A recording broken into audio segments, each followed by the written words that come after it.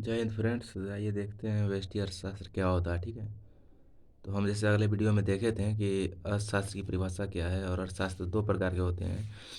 पहला होता है अपना व्यष्टि अर्थशास्त्र और दूसरा समष्टि अर्थशास्त्र होता है। ठीक है, तो अब देखते हैं व्यष्टि अर्थशास्त्र की क्या परिभाषा है, क्या अर्थ है, व्यष्टि अर्थशास्त्र होता क्या है। ठीक है दोस्तों, तो आइए देखते हैं। व्यष्टि अर्थशास्त्र का अर्थ होता है छोटा। ठीक है, यानी कि आप इस तरह समझ सकते हैं, व्यष्टि अर्थशास्त्र का मतलब छोटा होता है, यानी छोटे स्तर पे। ठीक है, तो इसमें देखते हैं दोस्तों, व्यष्टि अर्थशास्त्र छोटी आर्थिक इकाइयों के आर्थिक मुद्दों से संबंधित है। इसका मतलब क्या हुआ? इसका मतलब ये हुआ कि अर्थशास्त्र जो है आपकी छोटी आर्थिक इकाई, आर्थिक का मतलब आप ये समझ सकते हैं यहाँ पे मुद्रा यानी कि पैसा। ठीक है, इतना समझ सकते हैं। अर्थशास्त्र छोटी आर्थिक इकाई यानी छोटे स्तर पे मुद्रा का मान, छोटे स्तर पे मुद्रा यानी बजट, छोटे स्तर पे बजट के आर्थिक इकाइयों के, यानी कि आर्थिक यानी बजट के, कमाई के, आर्थिक मतलब कि मुद्रा संबंधित होता है आर्थिक इकाइयों के मुद्दों से।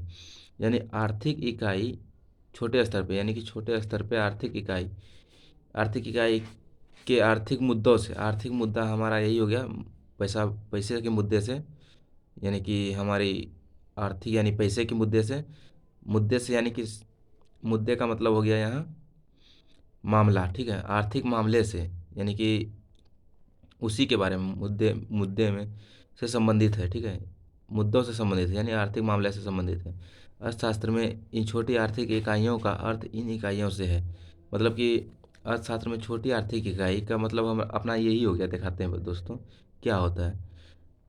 आर्थिक इकाइयों का मतलब हो गया यही, एक व्यक्तिगत उपभोक्ता, यानी एक व्यक्तिगत उपभोक्ता क्या होता है दोस्तों? उपभोक्ता यानी हो गया अपना उपभोक्ता, यानी जो किसी वस्तु का उपभोग करता है, यानी प्रयोग करता है।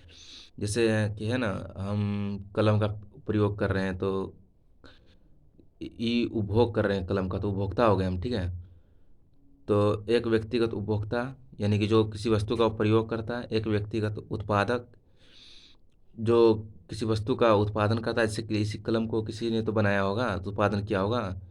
जो उत्पादन करता है उसे उत्पादक कहते हैं, और जिस चीज़ का उत्पादक होता है उसे उत्पाद कहते हैं। ठीक है, तो एक व्यक्तिगत फर्म यानी कि जहाँ इसका इसका तैयार हुआ है, फर्म यानी इस चीज़ का पेन जहाँ तैयार हुआ है। और एक व्यक्तिगत उद्योग, ठीक है, उद्योग भी इसी को कहेंगे, तथा एक व्यक्तिगत बाजार जहाँ से ये बिका और जहाँ से हम लोग प्राप्त किए। ठीक है दोस्तों, तो व्यष्टि अर्थशास्त्र के अंतर्गत हमने इतना देखा। अब देखते हैं व्यष्टि अर्थशास्त्र के महत्वपूर्ण घटक क्या क्या होते हैं। ठीक है, तो व्यष्टि अर्थशास्त्र के घटक दोस्तों, ये हमारा हो गया एक उपभोक्ता व्यवहार सिद्धांत या मांग का सिद्धांत भी कहते हैं इसको।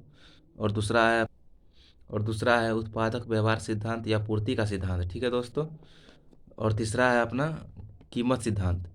तो हम देखते हैं पहले, तो हम पहला देखते हैं उपभोक्ता व्यवहार सिद्धांत या मांग का सिद्धांत। ठीक है दोस्तों, तो दोस्तों देखते हैं ये आपका उपभोक्ता व्यवहार सिद्धांत क्या है। ठीक है, उपभोक्ता व्यवहार सिद्धांत यह विश्लेषण करता है कि कैसे एक व्यक्ति अपनी आय को विभिन्न प्रयोगों में आवंटित करता है।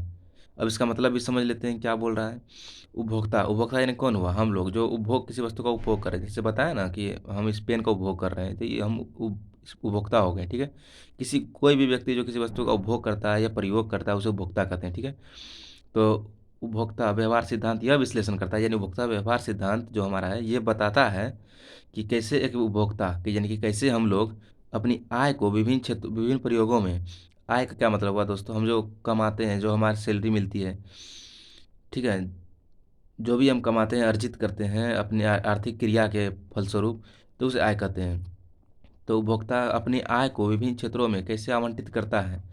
आवंटित यहाँ कहने का मतलब है दोस्तों कि एक उपभोक्ता यानी हम लोग कैसे अपने आय को, अपने सैलरी को किस तरह विभिन्न क्षेत्रों में बाँटते हैं। जैसे कि मान लीजिए हमें 10,000 सैलरी, मेरा 10,000 रुपये सैलरी पर मंथ उठता है, तो उसमें 2,000 रुपये सिलेंडर वाले को देना है, 4,000 रुपये पढ़ाई वाले को देना है, 2,000 डॉक्टर को देना है। किस तरह हम लोग विभिन्न क्षेत्रों में प्रयोग करते हैं उस सैलरी का, तो करता है ताकि वो अपनी संतुष्टि को अधिकतम कर सके, ताकि वो अपनी ज़रूरतों को अधिकतम कर सके और अपनी संतुष्टि को अधिकतम कर सके। ठीक है दोस्तों, तो यही है आपका उपभोक्ता व्यवहार सिद्धांत।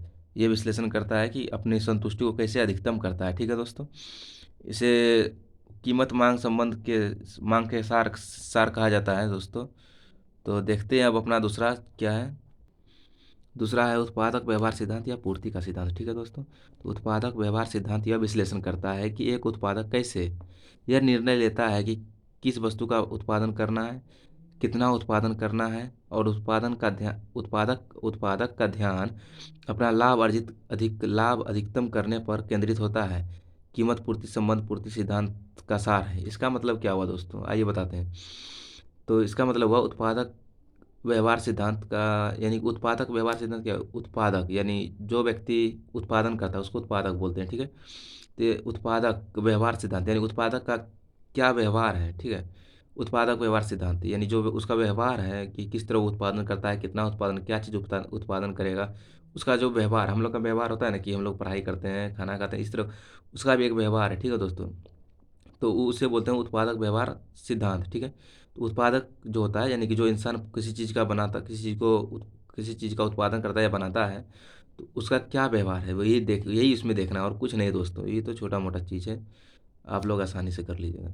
इसमें बोलता है उत्पादक व्यवहार सिद्धांत यह विश्लेषण करता है, यानी उत्पादक व्यवहार सिद्धांत यह बताता है हम लोग को कि एक उत्पादक कैसे ये निर्णय लेता है, यानी एक कोई उत्पादक जो किसी वस्तु को बनाता है कैसे निर्णय लेता है या कैसे सोचता है कि हमें किस वस्तु का उत्पादन करना है, यानी कि हम क्या ऐसा बनाएं, और कितना उत्पादन करना है, और कितना उत्पादन करना है, यानी हम किस चीज़ का उत्पादन करें और कितना उत्पादन करें। ये तो जाहिर सी बात है दोस्तों, कोई भी उत्पादन करेगा तो सोचेगा। तो यही सोचता है उत्पादक कि हम क्या उत्पादन करें, कितना उत्पादन करें, या क्या बनाएं, कितना बनाएं। और उसका ध्यान जो होता है हमेशा दोस्तों लाभ अधिकतम करने पे होता है, यानी कि अधिक लाभ कमाने पे उसका ध्यान केंद्रित होता है। ठीक है दोस्तों, तो इसे ही कीमत पूर्ति का सिद्धांत कहते हैं और इसमें कुछ नहीं है। और ये देखते हैं तीसरा, कीमत सिद्धांत। आइए देखते हैं दोस्तों कीमत सिद्धांत। ठीक है, तो कीमत सिद्धांत यह निर्धारित करता है कि कीमतें पूर्ति मांग शक्तियों की अंतःक्रिया द्वारा किस प्रकार निर्धारित करती है। इसका मतलब क्या हुआ, आइए बताते हैं।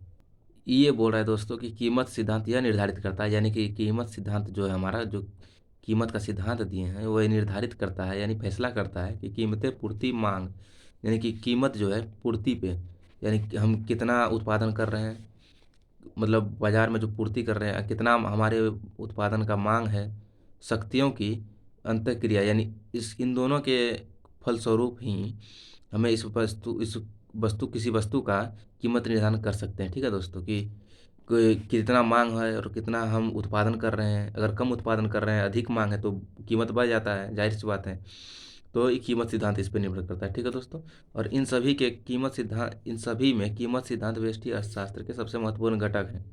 यानी कि इन सभी अभी जो हम लोगों ने जो देखा, तीन था अपना, उपभोक्ता व्यवहार सिद्धांत, और क्या था, उत्पादक व्यवहार सिद्धांत, उपभोक्ता व्यवहार सिद्धांत और कीमत सिद्धांत। तो हम इन तीनों में जो देखा, इन तीनों में सभी में से व्यष्टि अर्थशास्त्र के अंतर्गत,